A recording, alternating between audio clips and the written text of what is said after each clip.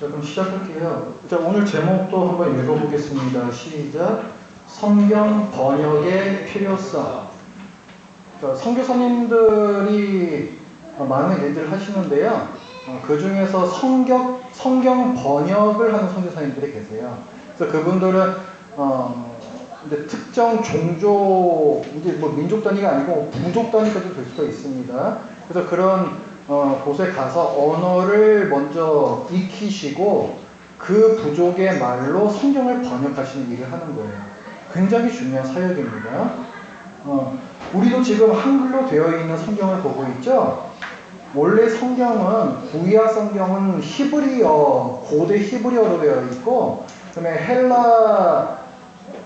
신약 성경은 헬라어, 그리스어로 되어 있어요. 저도 잘 모릅니다. 그러니까 이거다 만약에 그 원어 그대로 우리가 예배를 가지고 드려야 한다고 하면 얼마나 어렵겠어요. 근데 우리는 한글로 번역된 성경이 있기 때문에 이해를 하면서 예배를 드릴 수가 있는 것이죠. 자, 그래서 여기 한번 좀 보겠습니다. 그러면 자, 옛날 하나님의 백성의, 이거 이제 이스라엘을 말하는 거예요. 옛날 하나님의 백성이니까 구약 시대의 하나님 백성 이스라엘의 모국어였던 히브리어로 된 구약 성경과 기록될 당시 여러 나라들의 가장 일반적으로 알려져 있었던 헬라어로 된 신약 성경. 신약 성경이 이것도 이제 그 27권의 책으로 되어 있잖아요. 근데 이 모든 책들이 다 기록된 시기가 다 달라요. 다 다르거든요. 근데 뭐 복음서 같은 경우에도 거의 그 주후 90년, 100년경 이때 정도 이제 요한복음 뭐 이런 것들이 이제 거의 마지막으로 이제 기록이 되거든요. 그러니까 한참 뒤에. 근데 어쨌든 그 예수님께서 계시던 당시부터 신약 성경 기록이 끝날 때까지 이때가 로마 제국이 다스리는 시대입니다. 로마 제국은 그 지중해 연안 넓은 지역을 차지하고 있었고, 자기네들 어떤 한 나라라는 그 인식이 이제 중요하잖아요. 그래서 헬라어라는 공용어를 쓰게 됐어요. 공용어. 사실은 이 로마 제국 그 이전부터 이미 그 헬라어가 공용어로 쓰이고 있었습니다. 그래서 신약 성경도 쓰여질 때 헬라어로 쓰여졌다라고 지금 말을 하고 있는 거예요. 그런데 자, 중요한 건 뭐냐면 히브리어로 된 구약 성경과 헬라어로 된 신약 성경은 직접 하나님의 영감을 받았으며, 그렇죠? 모든 성경은 하나님의 감동으로 된 것으로 그러잖아요. 그의 독특한 배려와 섭리로 모든 시대에 순수하게 보존되었으므로 믿을만하다. 뭘로 기록된 성경이? 히브리어와 헬라어로 기록된 성경이에요. 아시겠어요?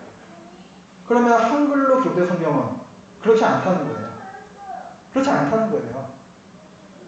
하나님께서 그 원문을 기록하게 하실 당시에 무오하고 오류가 없고 이런 완전한 성경으로 이제 주셨는데 그게 그 원본이 지금 없어요.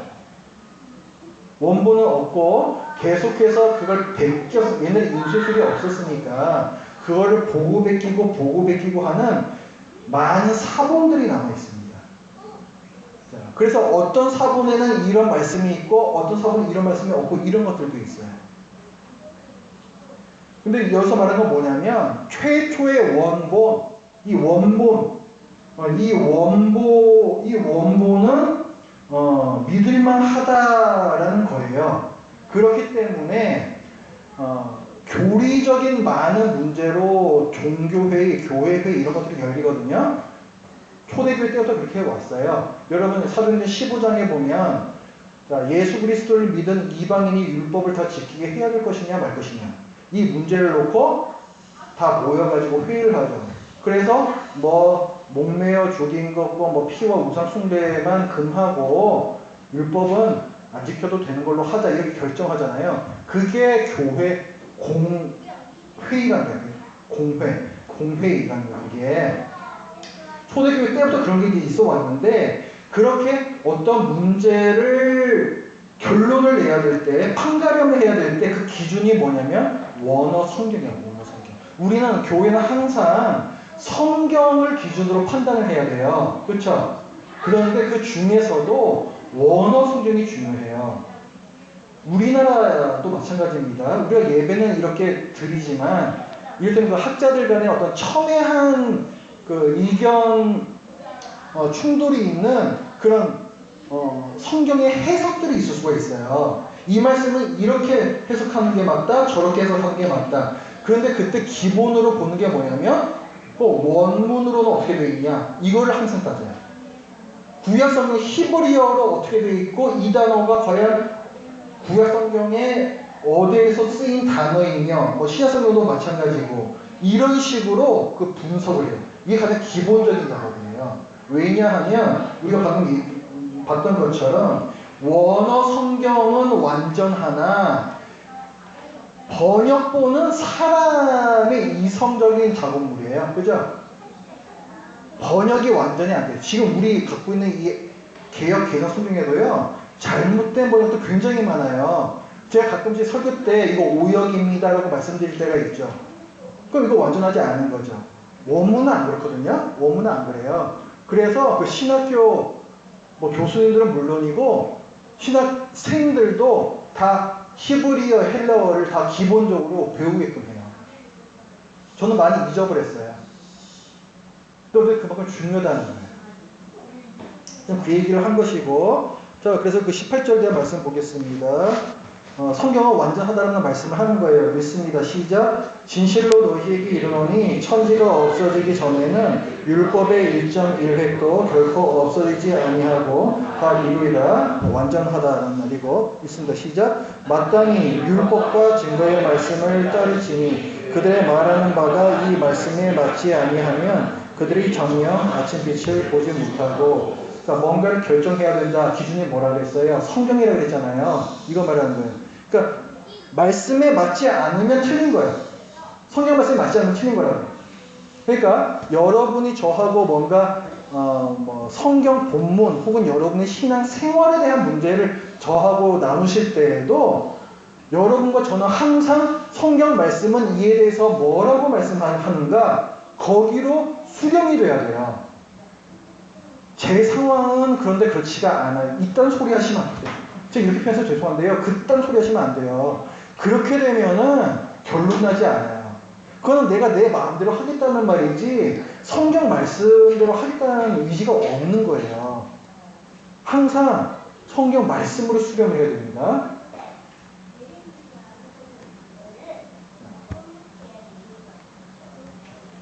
여기 본문, 지금 읽은 말씀. 자, 그러므로 종교에 관한 모든 논쟁에 있어서 교회는 성경에 최종적으로 호소해야 한다. 이렇게 본 것이고. 그 다음에, 요게 사도행전 15장이죠. 아까 말씀드렸던 예루살렘 공의회예요, 이게. 여기서 보면은, 자, 야고보 사도가 예루살렘 교회의 대빵이거든요. 그래서 이제 서로 실컷 논의했어요. 이제 결론을 내려야 돼요. 근데 이제 야고보가 뭐라고 얘기를 하냐면 이렇게 얘기한다는 거죠. 선지자들의 말씀이 이와 일치하도다 기록된 바 하면서 성경 구약에서 말씀을 갖고 와요. 이렇게 말씀하셨으니 우리가 이에 따라 이렇게 결론 내리는 것이 좋다. 그래서 이방인들은 세 가지는 지키자 이렇게 결론이 나는 거예요. 그 다음에 자, 또 여기 큰 틀을 계속 제가 읽을게요. 그러나 성경을 읽을 권리와 관심을 가지고 있고 하나님을 경외한 가운데 그것들을 읽고 연구하라는 명령을 받은 모든 하나님의 백성들이 이 원어를 아는 것은 아니다. 히브리어 아시는 분, 헬라어 아시는 분, 별로 없잖아요. 그러니까 그러므로 성경은 누구나 읽을 수 있도록 각 민족의 통용어, 그 나라의 모국어로 번역이 되어야 한다는 거예요. 자, 요거가, 자, 모든 사람들이 원어를 아는 것은 아니다. 자, 분명히 이 성경, 특히 원어 성경에는 진리가 정확하게 담겨져 있어요. 복음이 정확하게 담겨져 있습니다. 거기에 대한 말씀이에요. 이거 시작. 너희가 성경에서 영생을 언제 생각하고 성경을 연구하더니와 이 성경이 증언하는 것이니라. 그 다음에 읽어요. 시작. 그러나 너는 배우고 확신한 일에 거하라. 너는 네가 누구에게서 배운 것을 알며 또 어려서부터 성경을 알았나니 성경은 능히 너로 하여금 그리스도 예수 안에 있는 믿음으로 말미암아 구원에 이르는 지혜가 있게 하느니라. 이게 모범적인 케이스거든요. 어릴 때부터 성경을 알아야 돼요. 그러니까 여러분이 집에서 가정예배 꼭 드리십시오. 가정예배 안 드실 거면은 여러분 이제 제가 솔직하게 말씀드리면은 이 교회보다 다른 교회 가시는 게 나아요. 그 주일 그 학교 따로 있는 그 아이들 예배가 따로 있는 그 교회들 많이 있잖아요. 거기로 아이들 데려가시는 게 훨씬 나아요. 자, 성경에서 말씀하는 이제 몇 개월 좀 샜습니다. 그 아이들 자녀 양육에 대한 그 효과를 갖다 10이라고 본다면요. 10이라고 본다면 성경에서 하라고 하는 바 가정 예배를 매일 드리고 주일 예배를 드릴 때에는 그래도 7과 8의 효과를 거둘 수가 있어요. 이상적인 수준까지는 어차피 못 갑니다. 할 수 있는데 가정 예배를 안 드리시고 지금 여기 오셨다. 그러면은 1과 2의 효과밖에 못 돼요. 1과 2의 효과밖에. 정말이에요. 정말이에요. 솔직하게 말씀드리는 거예요. 그러나 주일 학교를 따로 운영하는 교회를 가시면요. 3과 4의 효과까지 갑니다. 아시겠죠? 여러분들이 판단하세요. 어떻게 할 것인가? 여러분 자녀를 말씀으로 영육해 주셔야 돼요. 이거 하나님께서 모범적인 모습으로 제시하는 것이고, 그래서 하나님의 명령이라고도 볼 수가 있어요. 배워야 됩니다. 그렇죠? 그 다음에 어려서도 성경 알아야 합니다. 그러려면 어떻게 되느냐? 성경이 우리말로 기록이 되어 있어야 하는 거죠. 그렇죠? 좀 우리 성경 번역의 중요성에 대해서 하는 거예요. 여기도 그 당시 공용어였던 헬라어로 성경이 되어 있었기 때문에 디모데가 이게 가능했던 거예요. 그렇죠?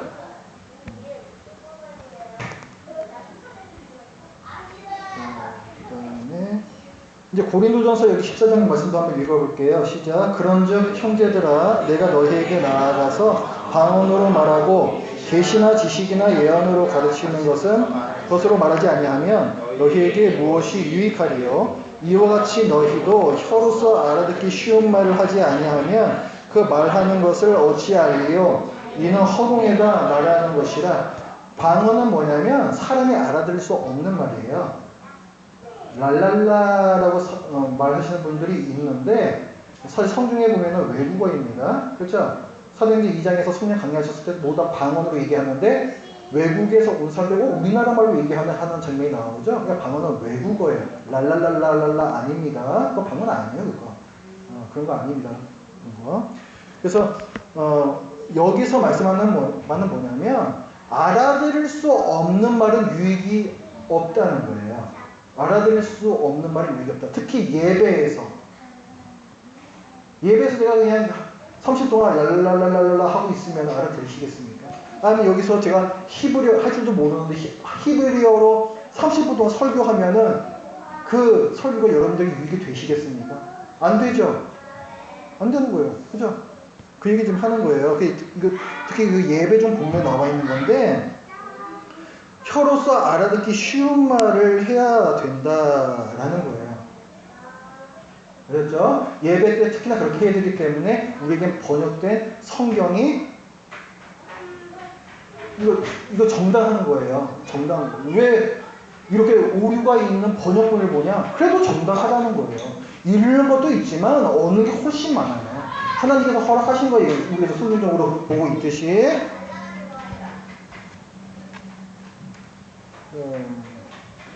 거기에 대한 말씀이고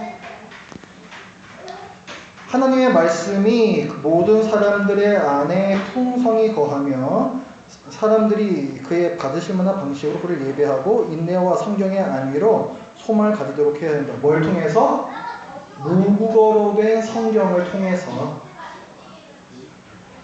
그게 있어야 하나님의 말씀이 우리들 이 마음 안에 남을 수가 있는 것이고 우리가 합당한 방식으로 예배를 할 수 있는 것이고, 우리말로 된 성경을 봐야 인내할 수 있고, 성경에서 위로를 얻을 수 있고, 소망을 얻을 수 있다는 거죠.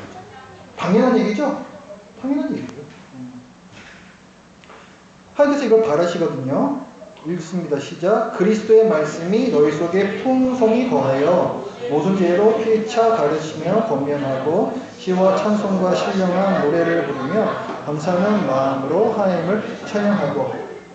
말씀이 우리 안에 풍성히 거하기를 하나님께서 원하세요. 그러면 당연히 우리말로 된 성경이 필요합니다. 시작. 이제 인내와 위로의 하나님이 너희로 그리스도 예수를 본받아 서로 뜻이 같게 주사. 하나님께서는 우리가 인내하시기를 원하고 위로 받기를 원하십니다. 그렇죠? 거기에 성경은 매우 중요합니다. 성경은. 자, 여기까지 있습니다. 수고하셨습니다.